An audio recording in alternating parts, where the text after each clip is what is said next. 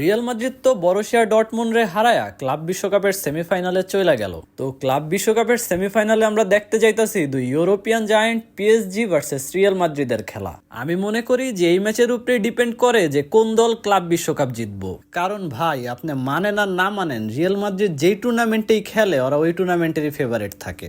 এটা আমার কথা না ভাই, এটা হলো আমাদের গোট কোচ পেপ গার্দিওলার কথা।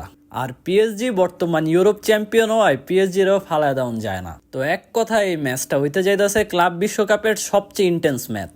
তো আহেন এই ম্যাচের খুঁটিনাটি সবকিছু লয়া একটু কথাবার্তা কই। তো এখন ক্লাব বিশ্বকাপে সবার নজরই পিএসজি ভার্সেস রিয়াল মাদ্রিদের খেলার উপর, কারণ অপর সাইডে ফ্লুমিনেন্স আর চেলসি খেলবো। তো মনে করেন ওই সাইডে চেলসির জিতার চান্সটা একটু বেশি। ফ্লুমিনেন্সও ভালো টিম, কিন্তু পরিসংখ্যান বিবেচনা করলে আমার মনে হয় ম্যাচটা আসলে চেলসির জেতা উচিত।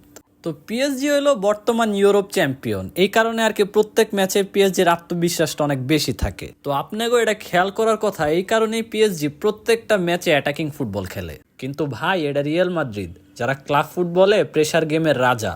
যে কোনো টুর্নামেন্টেরই সেমিফাইনাল আর ফাইনাল ম্যাচে রিয়াল মাদ্রিদ অন্যরকম হয়ে যায়। কাগজে কলমে এটা সেমিফাইনাল হইলেও যেহেতু আসলে এটা ফাইনালের মতোই, তাই রিয়াল মাদ্রিদ এই ম্যাচে একটুও ছাড় দিয়া খেলবো না। তো এইবার আহেন এই ম্যাচের পসিবিলিটিস গুলো নিয়ে একটু আলোচনা করি। পিএসজির লগে রিয়াল মাদ্রিদের ইউএফএ চ্যাম্পিয়ন্স লিগের নকআউট স্টেজে খেলা হয়েছিল মোট 8 বার। এই 8 বারের ভিতর পিএসজি জিতছে 2 বার, রিয়াল মাদ্রিদ জিতছে 4 বার আর ড্র হয়েছে 2 বার। প্রেশার ম্যাচের একটা কম্প্যারিজন বোঝানোর লেগে আমি এখানে খালি ইউএফএ চ্যাম্পিয়ন্স লিগের ম্যাচগুলো রাইখা বাকি সব বাদ দিয়ে দিছি। তবে এই ম্যাচে আমার প্রেডিকশন থাকবো রিয়াল মাদ্রিদের দিকে। যদিও রিসেন্ট ফর্ম যদি বিবেচনা করি তাহলে পিএসজি ফেভারিট, কিন্তু ভাই সেমিফাইনাল আর ফাইনালের কথা যদি চিন্তা করি তাহলে রিয়াল মাদ্রিদের জেতার মানসিকতা আনম্যাচড।